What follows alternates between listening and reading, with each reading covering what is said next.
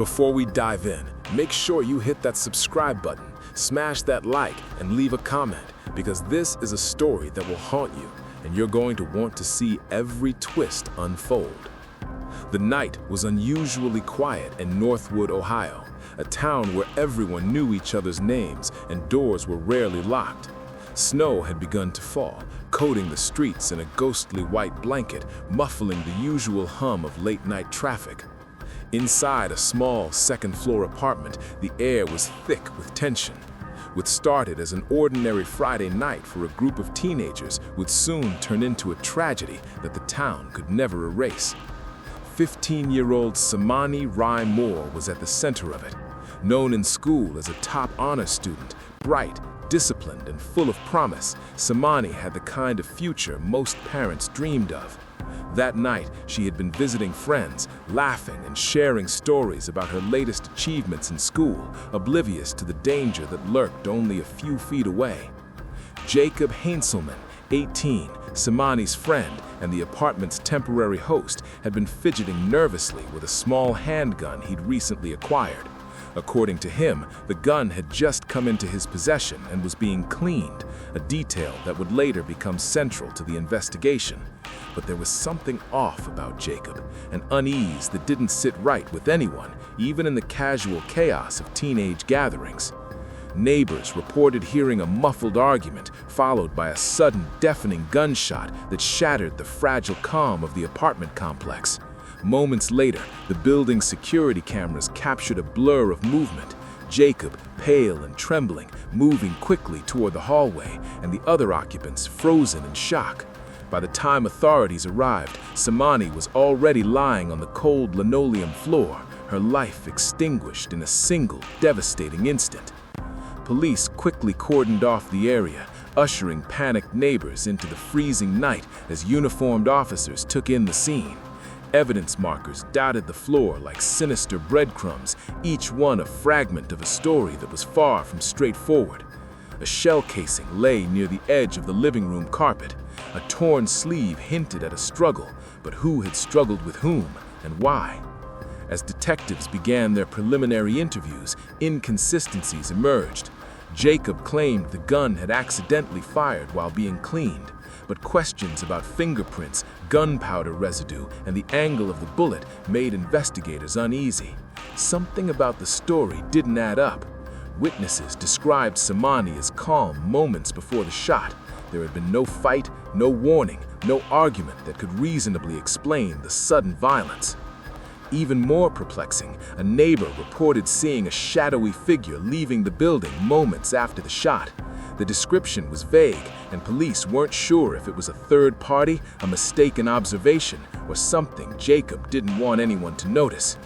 Every detail seemed to split the narrative in two directions, an accident or something far darker.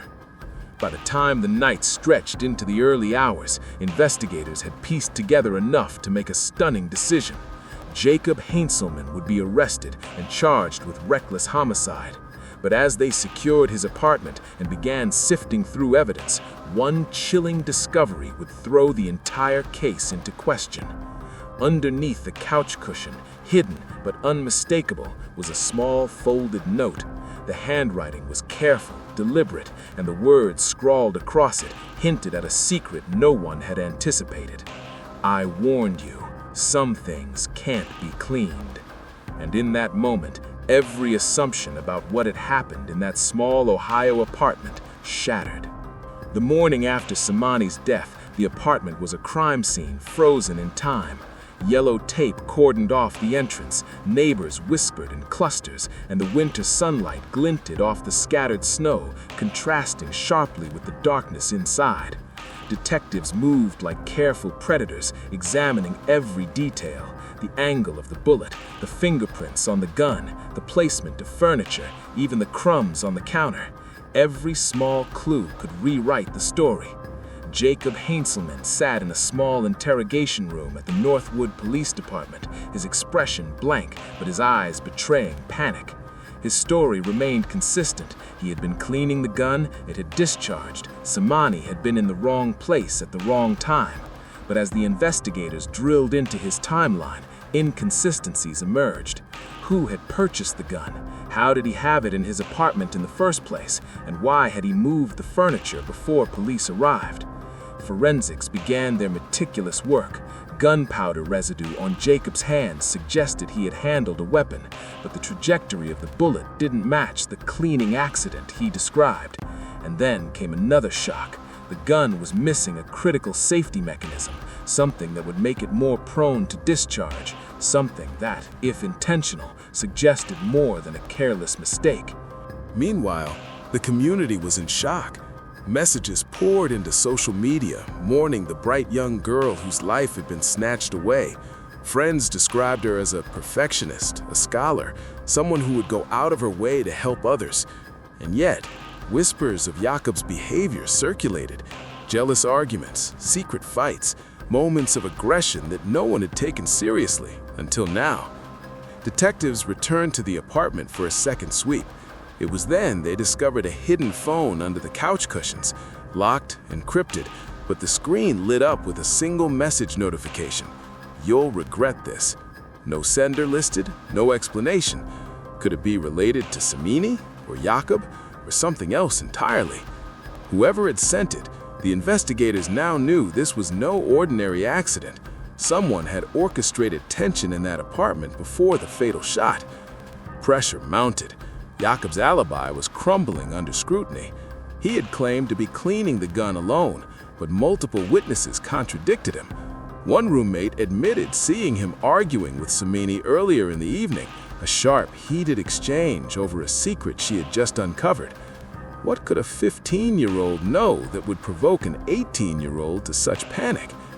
Then came the tipping point. Police traced Symini's last messages to her best friend.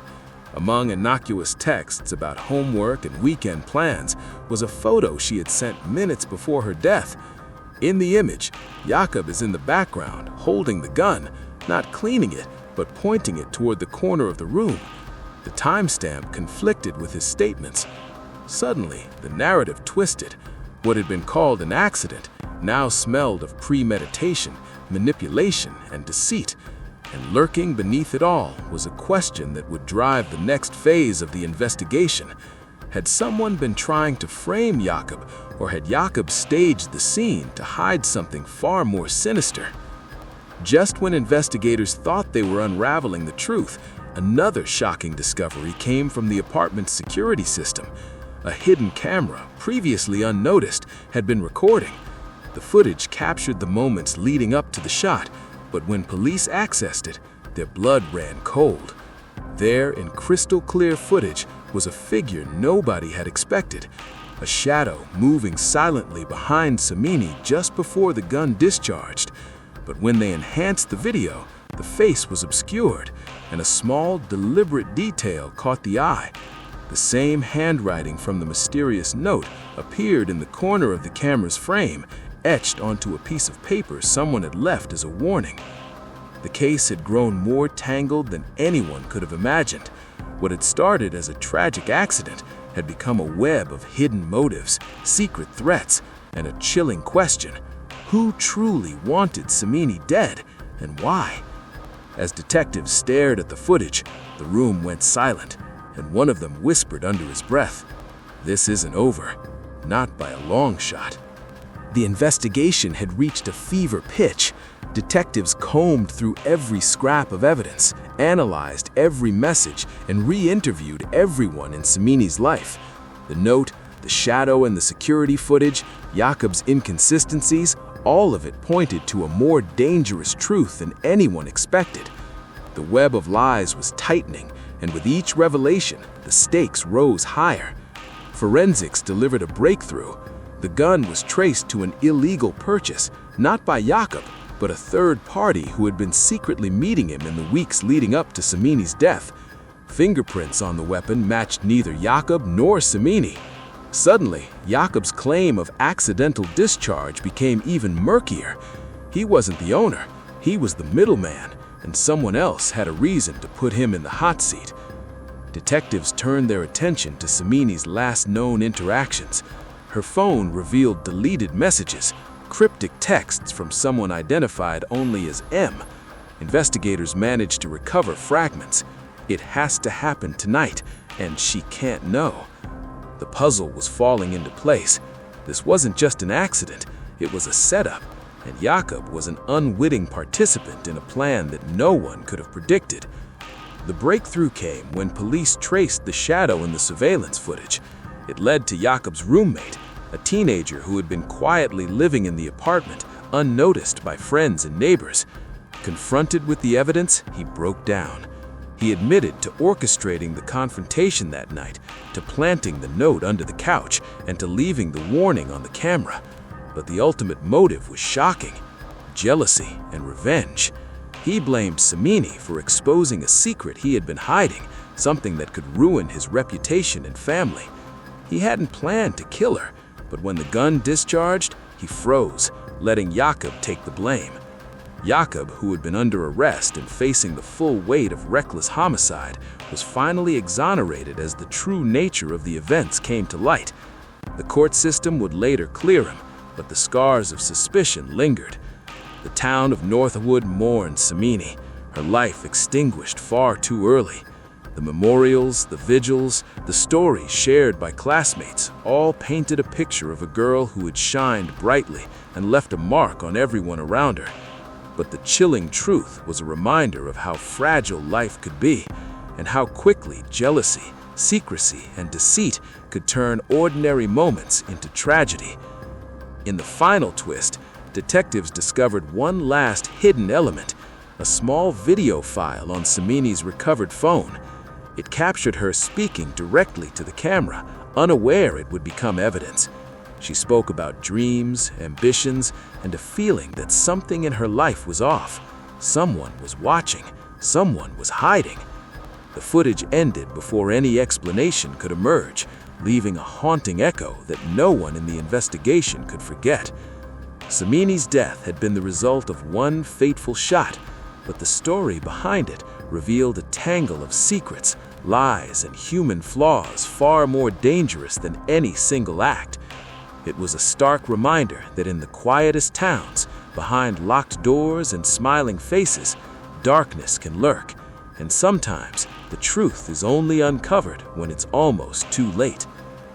And just when the town thought the nightmare had ended, whispers began to circulate about another message, another warning left in the shadows, unseen by investigators. If you think this story was intense, hit subscribe. You won't want to miss the next one.